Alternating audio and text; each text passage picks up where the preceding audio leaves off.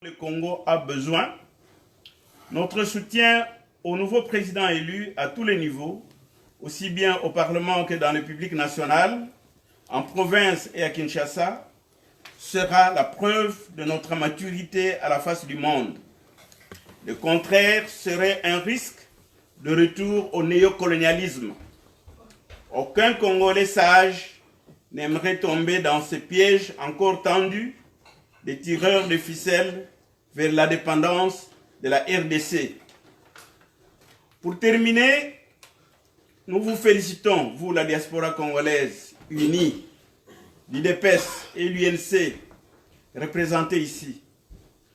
Nous vous félicitons pour votre sens de sacrifice, votre amour pour la patrie. Nous vous demandons de soutenir davantage le président et son gouvernement par vos diverses actions innovatrices. Que vive la RDC, que vive le président élu, que vive la nouvelle Assemblée nationale, pouvoir suprême et inconditionné dans l'état de droit qui commence. Je vous remercie.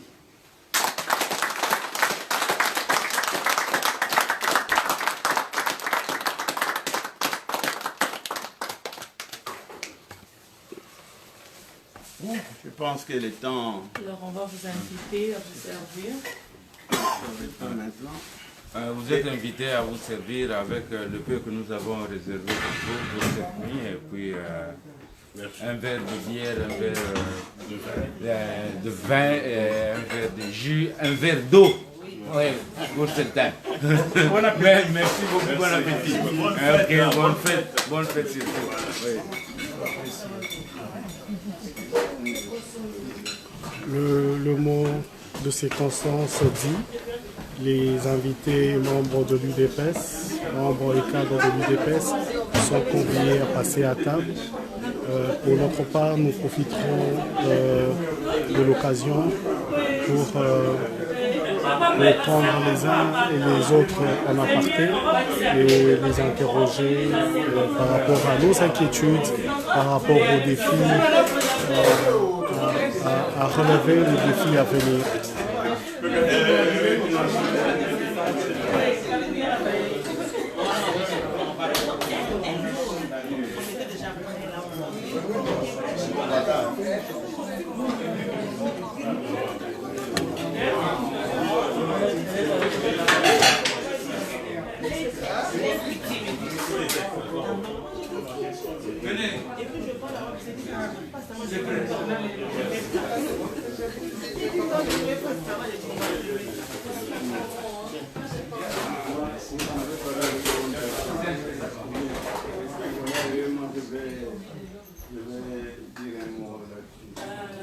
Bon appétit.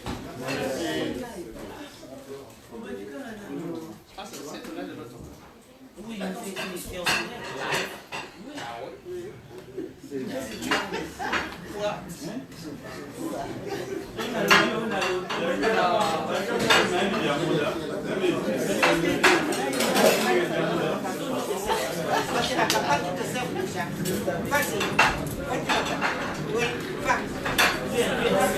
on va vous servir comme ça, on va aller chez nous.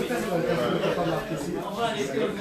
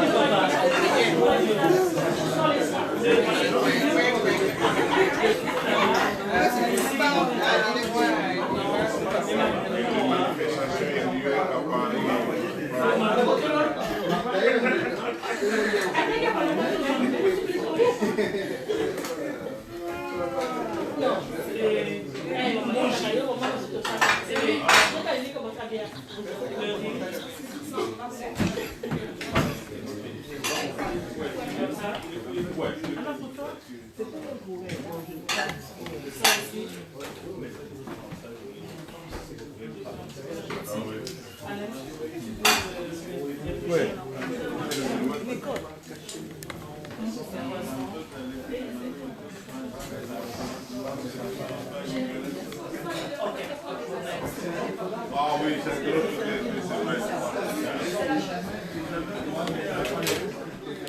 Dans quelques instants, nous allons pouvoir prendre en aparté le représentant de l'UDPS, M.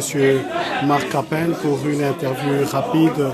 Il va nous donner ses impressions et certainement répondre aux inquiétudes que nous amenons ici. Nous vous les avons fait partager, notamment la réaction de l'autre camp de l'opposition, la réaction de la MOCA, notamment un peu les fautes que nous avons remarquées, et récemment, en tout cas il y a quelques heures, nous avons vu sur TV5 que notre PV n'était pas encore acheminé.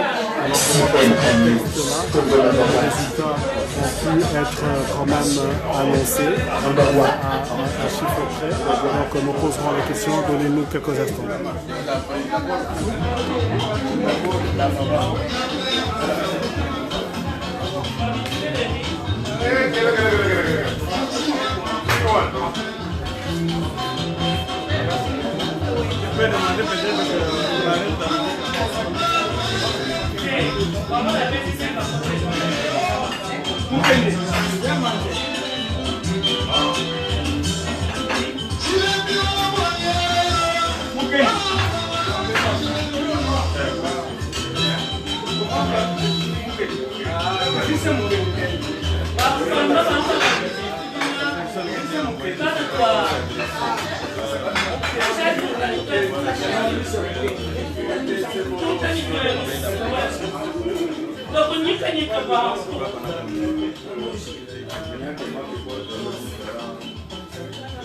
Votre couple, c'est plus serré, hein? Ce n'est pas ça commence toujours par carte, donc c'est oh oui.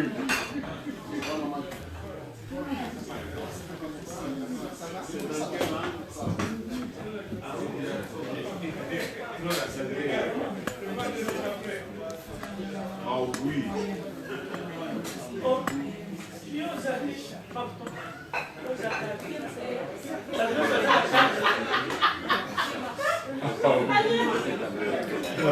Papa Marc, bonsoir.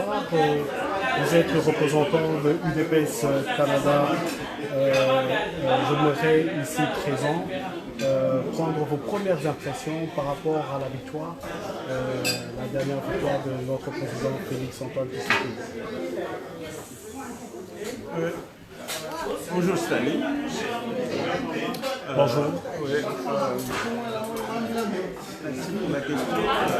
Nos impressions sont très favorables. Nous avons accueilli la nouvelle de la proclamation de M. Félix Tshisekedi comme président élu avec beaucoup d'enthousiasme. Et je pense que c'est ce que tout le monde attendait. Comme vous l'avez vu, après sa proclamation, on a vu un pays serein, là où tout le monde attendait des troubles. On a vu un monde plutôt serein, on a vu une communauté internationale calme. Donc, je crois que l'arrivée de Félix Tshisekedi, c'est un don de Dieu à la nation congolaise. C'est quelque chose que les Congolais doivent préserver. Il ne faut pas gâcher ça. 32 ans de patience, 32 ans de lutte, aujourd'hui la victoire, mais nombreux considèrent que cette victoire est à moitié éteinte dans la mesure où il y aurait eu des fraudes avérées, décriées par plusieurs organisations, des organismes internationaux aussi, et même par les témoins, même par vous autres. Est-ce que finalement cette victoire n'est pas tellement du bon goût dans votre service? Nous savons qu'il y a une victoire proclamée par l'organe autorisé à le faire. La proclamation qu'il a faite est que c'est lui le gagnant. Il a donné les détails de voix obtenues par des gens. C'est ce que nous avons jusque-là. S'il y a des personnes qui dénoncent et qui disent qu'il y a eu des fraudes, s'ils peuvent amener leurs preuves, bon, une fois qu'il y a les cours et tribunaux pour trancher là-dessus. Mais nous avons accueilli les résultats annoncés par l'autorité attitrée à le faire. Et nous pensons que c'est bon jusqu'à là.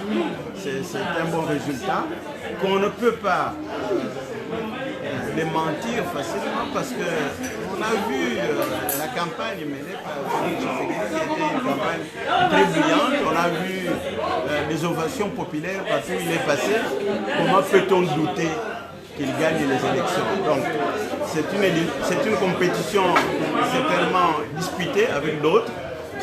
Mais s'il y a parmi les autres candidats, s'il y en a qui se sentent lésés, il y a des voies de recours pour ça. Donc à faire. Oui, justement par rapport à ça, au lendemain de l'annonce de ces résultats, plusieurs morts ont été déplorés, notamment dans le Bandundu. Et peut-être, si je m'abuse, à l'est du pays aussi. Mais dans le Bandundu, c'est un peu plus grave, avec plus ou moins 15 morts. Finalement, pour vous qui avez toujours lutté pour un état de droit, pour vous qui avez toujours lutté pour la tolérance, pour le respect des textes, qu'est-ce que ça vous a fait? Qu'est-ce que vous avez comme explication ou message à donner par rapport à ça? Oui, cette année, je regrette beaucoup des morts dont on fait état dans le Bandundu. D'autant plus que c'est votre région natale. Je regrette, je viens de cette région, qu'on fasse état des morts quelques jours après l'annonce des résultats. Je le regrette beaucoup. Mais encore une fois, ceci est bien circonscrit. Ça se fait dans un lieu, dans une ville de Bandundu, et non dans l'ensemble de Bandundu qui compte aujourd'hui 3 provinces. Ça se fait dans un lieu qui semble être le fief de M. Fayulu. Mais encore une fois, vous verrez que ces troubles dans le Bandundu, on les déplore, non pas juste après la proclamation des résultats, mais bien quelques jours après la proclamation des résultats. Donc c'est dire que des changements au Congo, Vous insinuez qu'il y a eu une manipulation? des changements comme ce qui arrive au Congo ne peuvent pas juste arriver. Ce serait trop beau que ça arrive sans qu'il n'y ait eu quelque chose. Bon, vous avez vu les changements arriver, vous avez vu les calmes régner. C'était déjà trop beau. Ne pensez pas que des personnes, des tireurs de ficelles habituels, rateront l'occasion pour continuer à tirer les ficelles et amener les gens à des troubles. Hein? Il y a des gens qui continuent. Il y a des personnes qui continuent à. Il y a des personnes qui continuent à inciter la population, à inciter des groupes de gens à des troubles. Il y en a qui le font même par des moyens d'argent, il y en a qui le font par la propagande. Tout ça, ça peut encore provoquer quelques remous ici et là. Mais je crois qu'il est important de constater que dans l'ensemble du pays, on a constaté un calme, une sérénité absolue juste après la proclamation, et qu'il y ait aujourd'hui des remous ici et là dus à ces actions de tireurs de ficelles dont je parle. C'est normal dans un pays comme le Congo, le changement tel que celui que vous observez aujourd'hui, de la dictature d'un président dictateur à un président démocrate, ce n'est pas quelque chose qui peut juste se passer comme ça sans qu'on entende parler de bruit. Donc ce qui arrive, c'est normal, même si je dois regretter amèrement des morts dans les Bandundu. Ce sont des morts qu'on aurait pu éviter. N'eût été tous ces tireurs de ficelles qui cherchent absolument à causer des troubles. Il y a le jeu libéral habituel que vous connaissez avec des milliers d'affaires et tout ce qu'ils ont comme groupe au niveau national, au niveau local. Ici, c'est remous parce qu'on croit qu'il y a quelque chose qui risque de leur échapper. Et on voudrait revenir à l'ordre ancien, mais je pense que Dieu a donné, c'est trop tard qu'on revienne à l'ordre ancien. On est parti. La démarche légale voudrait qu'après élection, après proclamation du candidat, la proclamation provisoire du candidat du président élu, la démarche voudrait qu'on recouvre à la Cour constitutionnelle. L'UDPS d'ailleurs, en son temps, a eu à faire le même recours qui malheureusement n'a pas abouti en sa faveur. Parce qu'on peut se rappeler qu'à l'époque, l'UDPS aussi avait décrié une cour corrompue. Quel conseil donnerez-vous aujourd'hui au camp de la Mouka qui eux aussi crient désormais à des résultats non conformes à la vérité des urnes? Donc la Mouka qui s'apprête à faire la même démarche que vous avez faite il y a 7-8 ans, en tout cas en 2011, quel conseil vous leur donnerez? Est-ce que c'est sage pour eux de poursuivre cette démarche, aller rechercher la vérité des urnes auprès de la Cour constitutionnelle? Je pense que dans la Mouka, constituer les personnes qui voient beaucoup le pouvoir de l'argent, le pouvoir des moyens comme la corruption et tout ça, à moins que le recours à ce genre de moyens pour essayer d'avoir raison. Sinon, j'aurais conseillé à la Mouka d'attendre l'installation effective de l'état de droit. Quand on aura la vraie justice, peut-être que là, un recours peut donner quelque chose, mais ils connaissent le justice actuel. J'espère qu'ils auront bien ce qu'ils attendent. Concrètement, que répondez-vous aux accusations selon lesquelles cette victoire n'est pas méritée, que UDPS, en tout cas Félix Tshisekedi, a tout simplement été favorisé en faveur des arrangements conclus avec le FCC? Quelle est votre réponse? Je trouve étonnant qu'on parle d'un Félix Tshisekedi qui est à la tête de l'opposition la plus farouche, comme étant celui qui peut juste faire des arrangements pour se mettre avec le pouvoir. Non, je crois que c'est un faux calcul.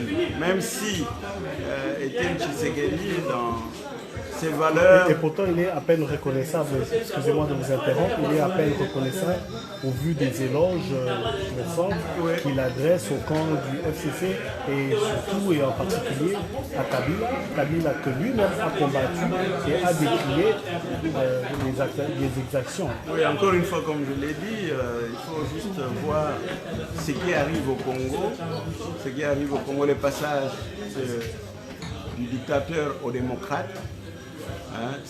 À part l'Espagne, où à l'époque de Franco, on a assisté à cette expérience d'un passage pacifique de pouvoir. Et encore, là, fallait-il que le monarque qui était Franco désigne quelqu'un pendant sa vie, quelqu'un qui pouvait composer avec des démocrates. Mais on ne voit pas ça, ça n'existe pas. Donc, vous voyez cela arriver au Congo. Je pense qu'il faut d'abord apprécier les qualités de flexibilité que les démocrates montrent, le président élu montre. Et le fait de le voir parler avec l'ancien pouvoir et qu'on arrive à ces résultats, je crois qu'il faut lui reconnaître les mérites. Ça arrive à cause justement de cette flexibilité, ça arrive à cause des valeurs dont il fait montre. Ça ne veut pas dire que cette flexibilité implique qu'il se compromette. Pas nécessairement. Donc, je pense qu'il faut lui faire confiance. Il a négocié pour que le passage soit pacifique et c'est ça qui sera préservé puisqu'il entre là dans un schéma de réconciliation nationale. S'il donne des apaisements au président sortant et que cela soit ce qu'il donne, parce que ce sont des arbitrages qui se font ici. Il n'y a rien pour rien. Donc s'il promet la quiétude au président sortant, pendant qu'on lui promet ce passage pacifique à son pouvoir, moi je crois que ça marque de l'intelligence. C'est des choses qu'il faut apprécier et il ne faut pas l'éclabousser pour ça. Pour tordre le cou à la version tribaliste des choses, je tiens ici une fois de plus à leur souligner que ici par exemple nous avons l'exemple de Marc Capel qui est du Bandouli mais pourtant est un haut cadre de l'UDPS. Vraiment cette conception tribale devrait absolument s'arrêter parce que c'est un peu trop petit, trop éphémère de voir tout, de réfléchir tout de ce point de vue. Je reviens à vous, représentant. La SENCO aussi parle des résultats qui ne correspondent pas à la vérité. Quelle est votre réaction? Bon, la SENCO est un observateur parmi tant d'autres. Moi, je ne sais pas pourquoi on a accordé tant d'importance à un observateur alors qu'il y a eu plusieurs autres observateurs. L'argument qui convaincrait est qu'on me dise, voilà, de tous les observateurs qu'il y avait, la majorité d'observateurs disent ceci, hein, et qui va dans le sens de la SENCO. Ce n'est pas ça que j'entends, c'est plutôt une observation de la SENCO, et même dans la SENCO, c'est une observation.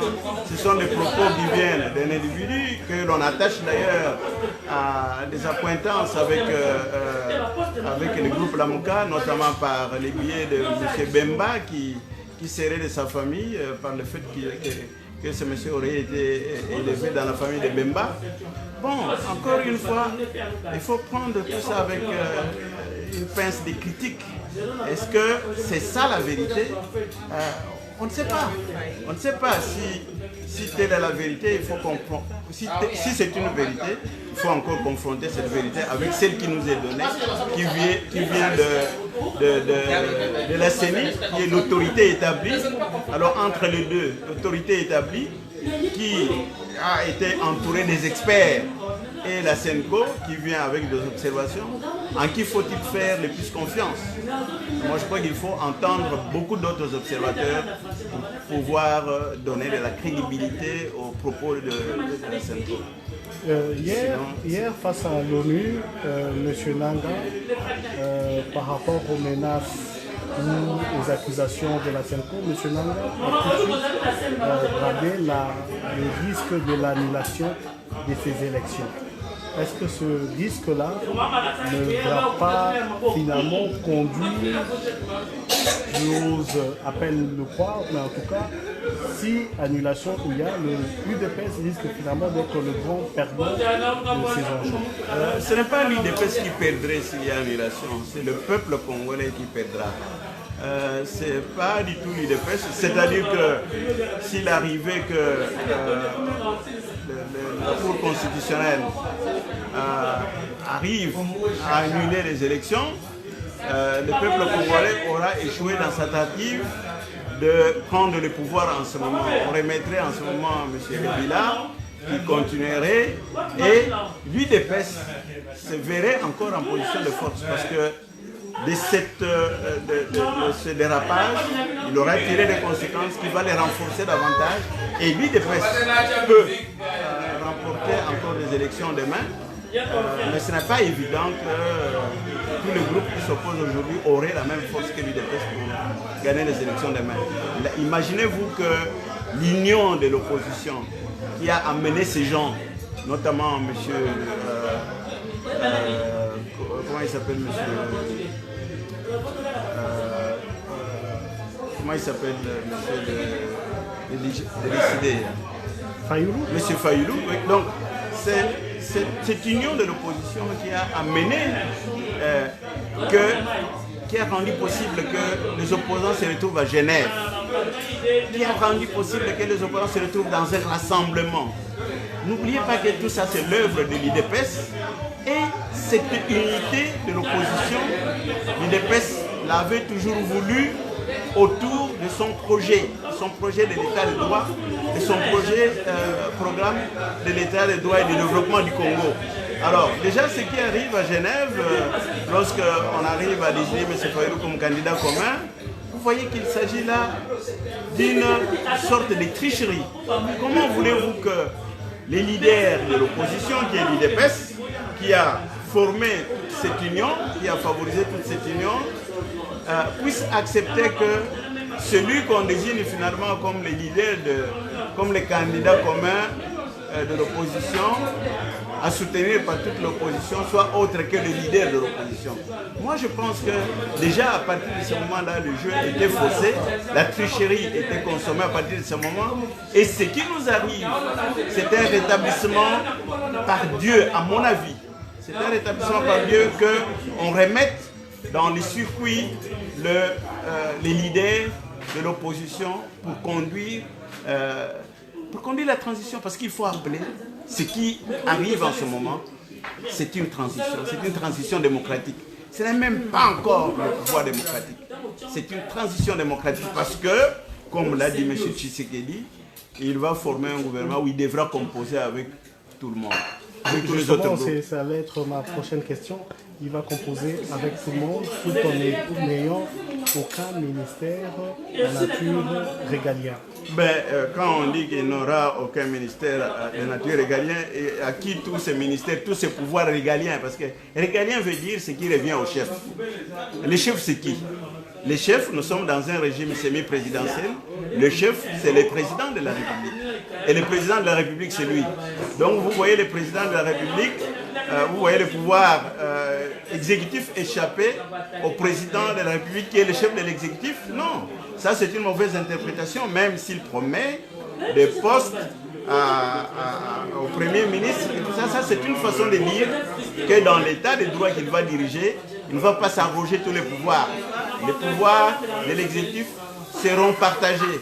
Et quand on les partage, le Premier ministre, qui est le coordonnateur de l'exécutif, passe par les chefs de l'État pour toutes les décisions importantes. Mais encore faut-il que pour se prévaloir de ces prérogatives dont vous faites allusion, il faille encore avoir la majorité parlementaire et pourtant les résultats qui nous sont parvenus démontrent, je crois qu'en tout au Parlement, UDPS n'a récolté que 15 parlementaires sur 31 parlementaires. Oui. À 15, je crois que c'est au niveau régional. À 15 du NC. Alors, dans cette configuration, comment est-ce que le gouvernement dirigeait cet exécutif? Parce que, comme nous le savons tous, le Premier ministre devra sortir d'une majorité parlementaire. Encore une fois, là, moi, je n'ai pas peur en ce qui concerne la majorité parlementaire, puisque c'est une nouvelle majorité parlementaire qu'il faudra reformer. C'est une nouvelle majorité parlementaire qui sera formée certainement à partir du discours inaugural du président de la République, discours qui promet le développement du Congo, discours qui promet l'état de droit, discours donc auquel les nationaux vont adhérer. Et les nationaux qui sont élus là-bas, bien qu'ils soient des divers partis, tout ce monde-là va constituer, à mon avis, la nouvelle majorité qui va adhérer au programme du président. C'est une nouvelle majorité. Pour le moment, c'est une majorité qui est tout simplement en gestation. Donc il faut la regrouper autour d'un programme.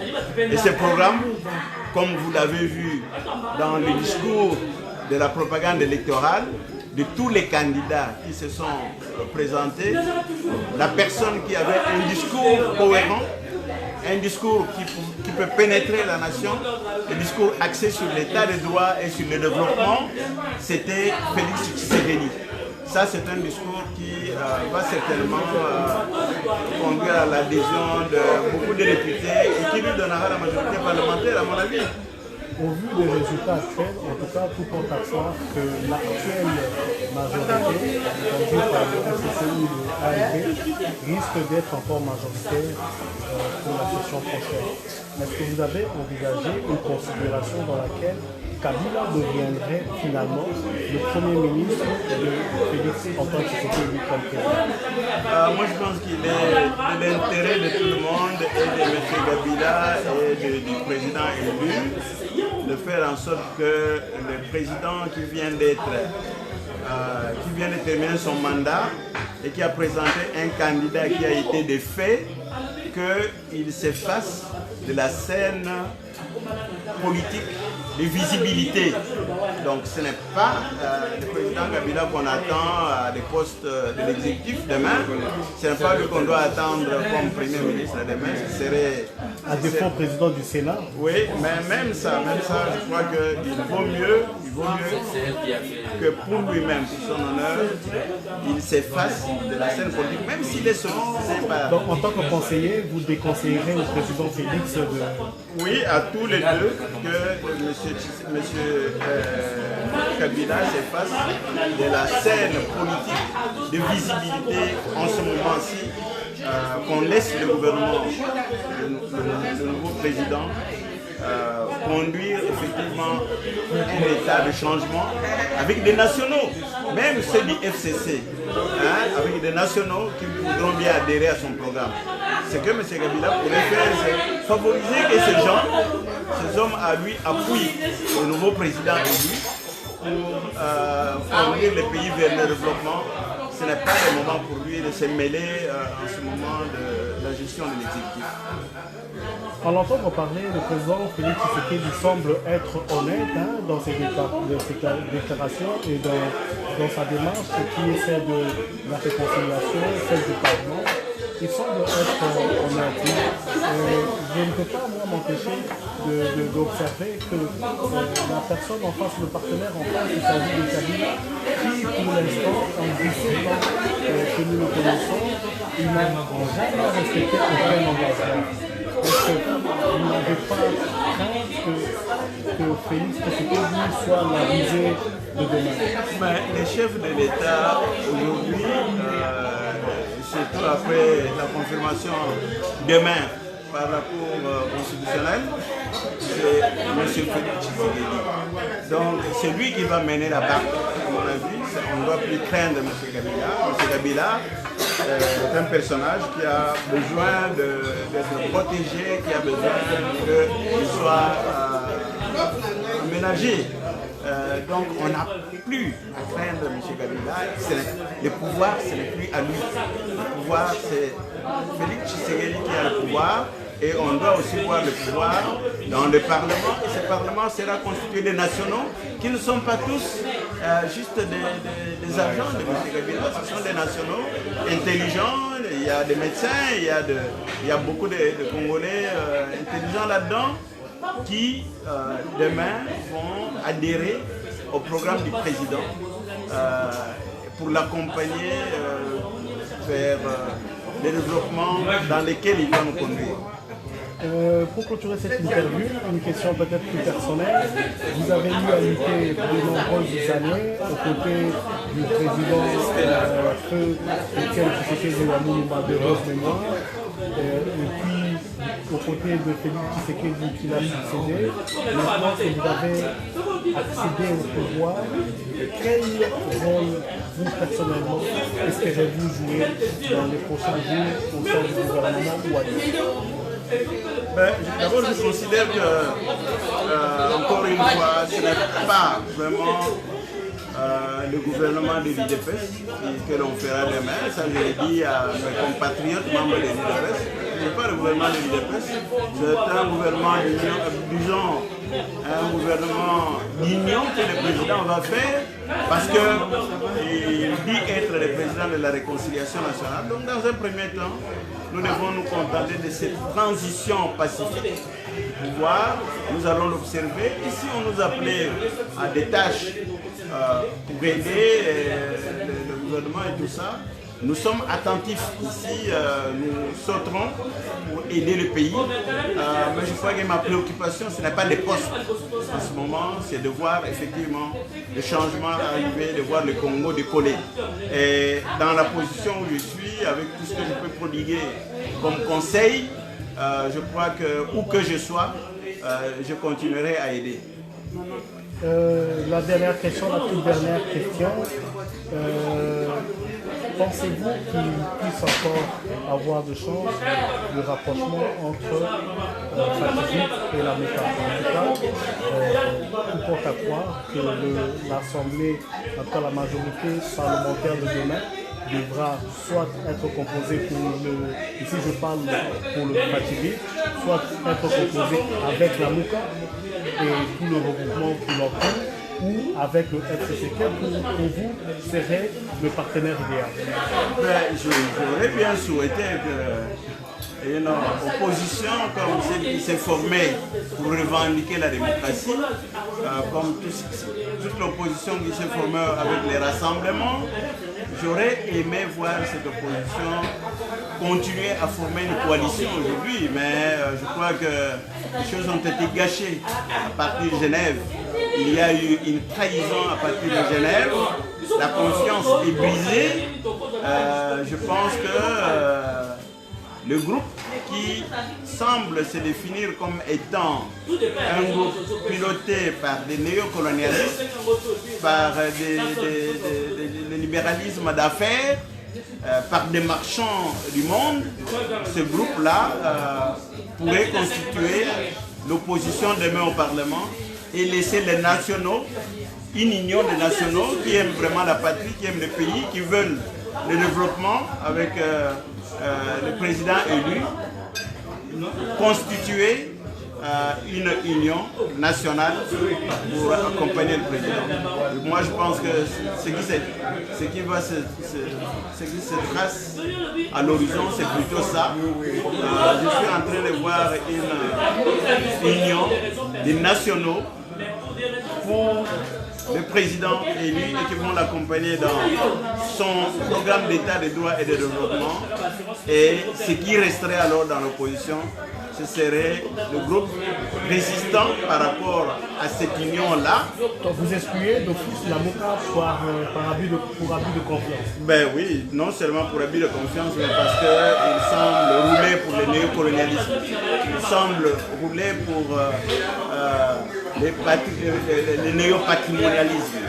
Et ça, c'est plutôt la tendance opposée à celle qui est celle de Tshisekedi et celle de certains nationaux qui étaient même avec Kabila et qui se disaient des nationalistes.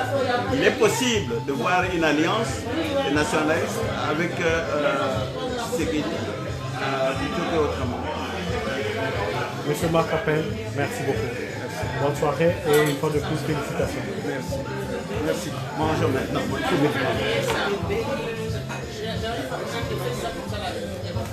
Chers amis congolais, chers amis congoliens, vous avez suivi l'interview de Marc Appel, représentant de l'UDPS Ottawa, pour le Canada. Il y a beaucoup à dire, par rapport à cette interview. Nous allons décortiquer cela plus tard avec vous autres. Il a quand même bien voulu répondre à nos questions. On ne peut pas dire qu'il nous a convaincus, totalement en tout cas.